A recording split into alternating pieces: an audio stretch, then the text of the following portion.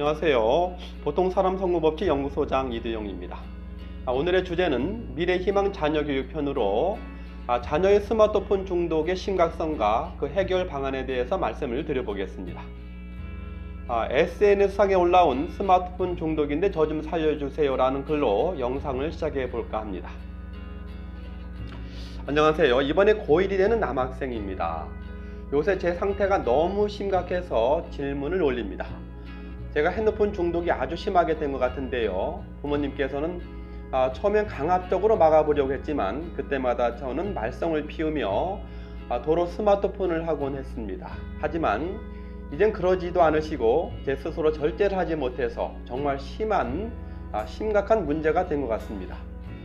현재 제 상태를 말씀드리자면 예전에는 정말 쉽고 빠르게 풀었던 문제들, 심지어는 완전히 똑같은 문제를 풀더라도 이해가 잘 되지 않고 푸는데 많은 시간이 걸립니다. 또한 기억력도 많이 저하되고 신체에도 두통 등 이상 징후가 나타납니다. 이젠 제대로 중독이 되어서 스마트폰에서 한시도 손을 뗄 수가 없습니다. 저 정말 급하고 인생이 너무 힘듭니다. 부디 더 좀 구해주세요 라는 고1 남학생의 절박한 상담 내용입니다. 과연 여러분의 자녀와는 어떠하신가요? 또한 여러분은 어떻게 말씀해 주실 건가요? 영상을 끝까지 보시면서 부모된 책임감으로 함께 고민해 보고 우리 자녀를 도와줄 수 있는 방법을 찾아보시길 바랍니다. 보시기 전에 구독과 좋아요를 눌러주세요. 저희 영상과 메시지를 꾸준히 받아보실 수 있습니다.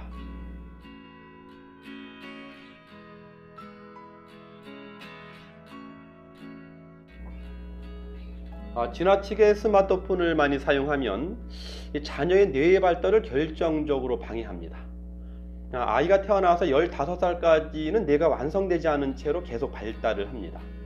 뇌는 크게 사고력과 판단력을 관할하는 전두엽, 공간 지각력을 관할하는 정두엽, 그리고 시각을 담당하는 후두엽으로 크게 구분해 볼 수 있는데요. 대뇌의 대부분을 형성하는 전두엽은 대뇌의 가장 넓은 면적을 차지하는 부분이고 기억력, 사고력 또는 추리력, 계획하는 것, 문제 해결 등 정보를 분석하고 조절하는 큰 역할을 합니다. 그래서 원숭이류에 비교하면 인간의 전두엽이 특히 발달되어 있습니다. 그러나 스마트폰을 통한 게임이나 유튜브 등의 영상이나 정보는 매우 자극적이고 순간적인 영상이기 때문에 시각을 담당하는 후두엽에서만 정보나 영상이 인식되고 전두엽까지는 전달되지 않는다고 합니다. 따라서 이 스마트폰을 하고 있는 자녀의 두뇌는 깊이 있는 판단이나 상호작용을 거의 하고 있지 않는 겁니다. 즉 뇌의 활동이 거의 안 하고 오로지 흥분이나 재미 등의 일차적인 감정만을 만끽하게 되는 것이죠. 그래서 스마트폰에 익숙해지면 전두엽을 통해서 차분하고 깊이 있게 생각하고 판단하는 사고 능력이 현저하게 떨어지게 됩니다. 그래서 계획을 세운다든지 복잡한 행동을 하거나 아이디어를 구성하는 일이 매우 어려워지고 일상적인 작은 자극에도 매우 예민하게 반응을 하게 되는 겁니다. 결국 공부를 해도 머리에 잘 안 들어오고 좀 복잡한 문제는 아예 생각조차 하지 않으려고 하게 되는 것입니다. 어린 학생을 가르치다 보면은 몰라요, 귀찮아요, 짜증나요 라는 말을 밥 먹듯이 합니다. 그래서 독서를 꾸준히 하면 공부를 잘하는 이유가 바탕 지식을 쌓는 이유도 있겠지만 훨씬 더 중요한 것은 전두엽이 크게 개발되기 때문입니다. 핸드폰을 지나치게 많이 하면 두 번째로 수면 부족으로 인한 정상적인 학습 활동을 하기가 어렵습니다. 중고등학교 교실을 가보면 이러한 적나라한 현실을 리얼하게 볼 수 있는데요. 학교의 시험 감독을 한번 가보세요. 심지어는 시험 시간에도 잠을 자는 학생들을 많이 볼 수 있습니다. 핸드폰 중독과 수면 부족이 겹치면 매우 예민한 심리나 성격 장애가 나타나고 부모와의 정상적인 대화는커녕 가정 불화의 원인이 되기도 합니다. 따라서 폭력 재소자 중에서도 전두엽 이상을 보이는 사람들이 많이 있다고 합니다. 자녀가 예민하게 반응을 하거나 부모에게 짜증을 내거나 대화가 잘 안 되는 자녀를 볼 때 버릇없다고 함께 흥분하기보다는 전두엽이 손상돼서 그러는구나 라고 불쌍하게 생각하셔야지 맞대응을 하게 되면 도리어 자녀의 인성을 망가뜨릴 수가 있는 것입니다.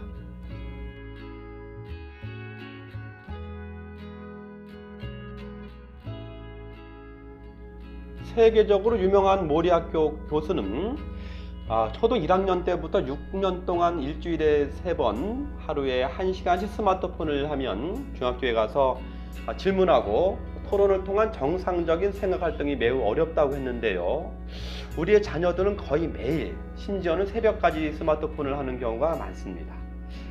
변화하는 4차 혁명 시대에 적응하기 위해서 꼭 필요한 사고력, 창의력과는 아예 담을 쌓고 있는 상황입니다. 자, 이럴 경우 장차 우리의 자녀들이 미래를 예측해 보겠습니다. 일례로 애플의 핸드폰이 1,000원이라고 가정을 할 때 300원은 부품 구입비로 사용하고 650원은 디자인이나 아이디어 등 연구 개발비 명목이랍니다.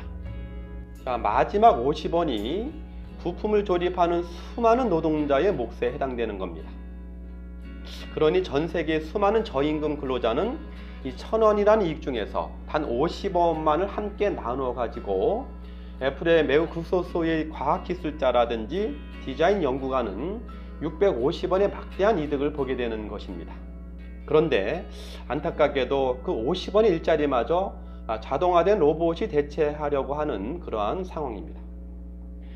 스마트폰은 온갖 편리성, 흥미성은 물론 사람의 심리를 끌어들이는 알고리즘을 갖고 있기 때문에 청소년은 물론 성인들도 한번 빠져들게 되면 스스로 헤쳐나오기가 매우 어렵게 되어 있습니다. 또한 그렇게 될 수밖에 없도록 만든 것이지요. 그래서 구글이나 애플 또는 마이크로소프트사의 고위급 직원들의 자녀들이 다니는 초등학교에는 1년에 학비가 2천만 원이 넘지만 학교에서의 과제 수행이라든지 학습 과정에선 스마트폰의 사용을 엄격하게 금지하고 있다고 합니다. 자신의 생각이나 사고력 향상을 매우 중시하는 것이죠. 성인 등도 스마트폰 중독이 매우 심각합니다. 집에 가면 커뮤니티에 밀렸던 게시글이나 유튜브 영상을 보느냐고 많은 시간을 허비합니다. 운동이나 독서, 자기계발 등 삶의 열정과 관련된 시간을 모조리 핸드폰에 몰입하고 있는 상황입니다.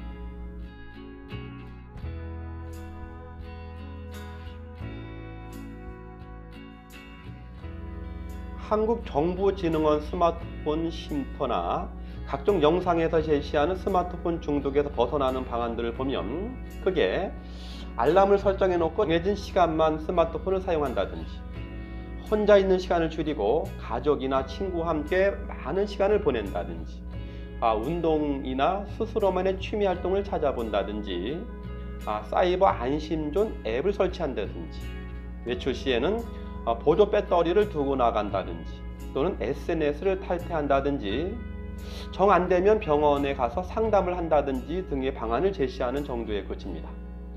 자, 이러한 방안도 스스로가 스마트폰을 멀리하고자 하는 강한 의지가 있는 사람에게만 좀 도움이 되지 않을까 싶습니다. 부모조차도 스마트폰에 빠져 있는 경우가 많은데요, 모든 문제를 한꺼번에 해결할 수는 없습니다. 무엇보다 중요한 것은 함께 집안에 있는 시간만이라도 스마트폰을 절제하게 만드는 부모의 노력이 무척 중요합니다.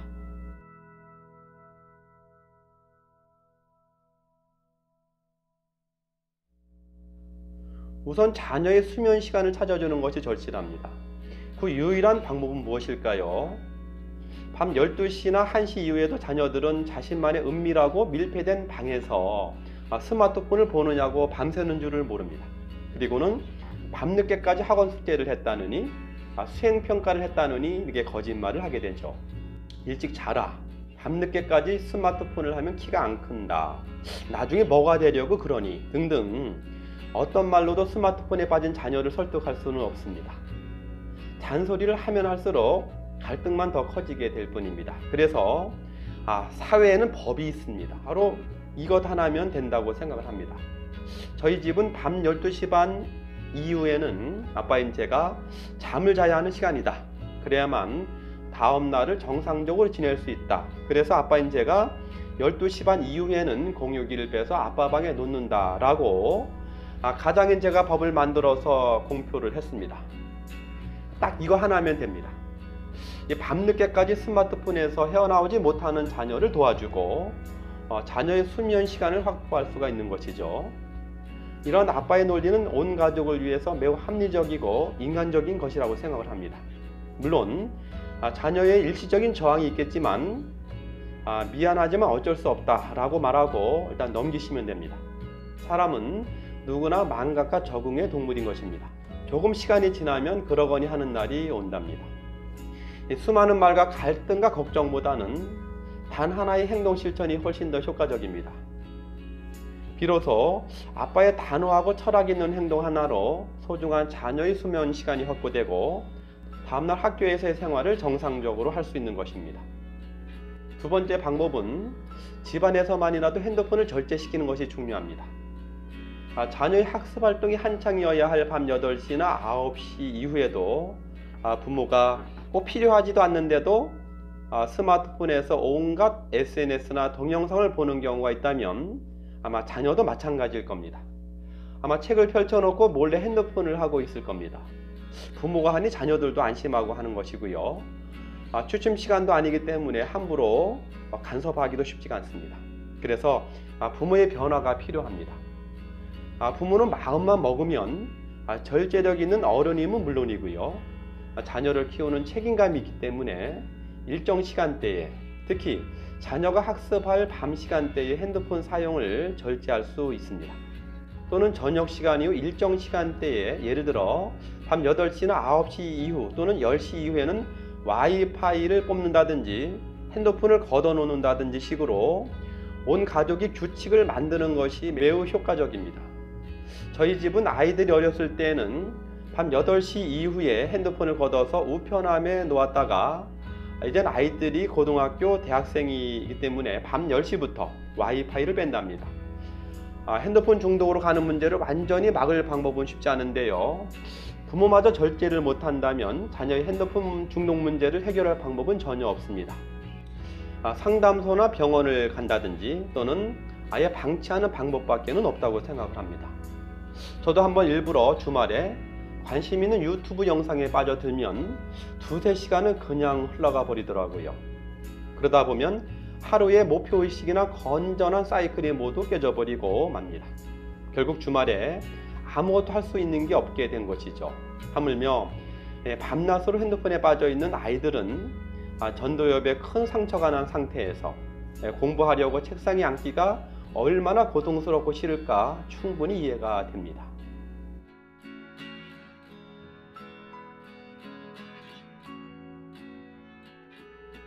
어떤 일에 지독하게 빠져있는 자신을 사랑하고 자부심이 있다면 몰입입니다. 그러나 어떤 일에 지독하게 빠져있는 자신이 밉고 죄책감이 든다면 바로 중독입니다. 우리의 자녀들도 속으로는 공부도 잘하고 싶고 부모에게 칭찬도 받고 싶은데 스마트폰 때문에 책상에 앉기도 싫고 또 전도엽 고장으로 사고나 집중이 잘 안 돼서 공부 자체가 매우 힘들고 어렵게 느끼는 겁니다. 거기에다 현실적인 얘기긴 하지만 부모의 가혹한 잔소리는 자녀의 가슴에 더욱더 큰 상처를 주고 있지 않나 싶습니다. 고도의 자본주의 기술의 결정체인 이 스마트폰 때문에 만들어진 이 자녀의 설상가상 이 어려운 상황을 과연 우리 부모님들은 어떻게 도와주실 건가요? 자, 부모된 마음으로 함께 지혜와 의지를 모았으면 좋겠습니다. 여러분 고맙습니다.